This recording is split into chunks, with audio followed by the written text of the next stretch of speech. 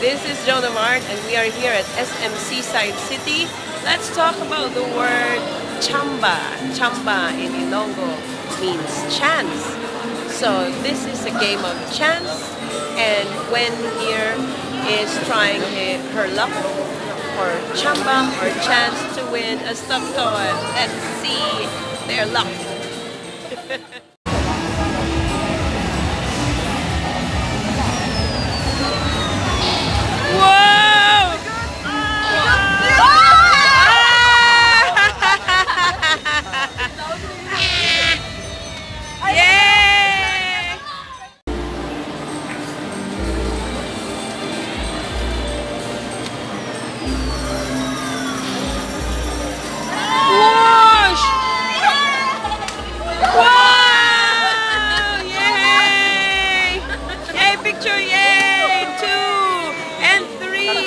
What a lucky chance! Grabe nga tsamba nila. Wow! Congratulations! Alright, there you have it, guys.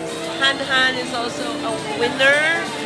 They won by chance or TSAMBA. This is a great way to illustrate the word TSAMBA to all of you guys out there. Stay tuned to our next word, to our next video.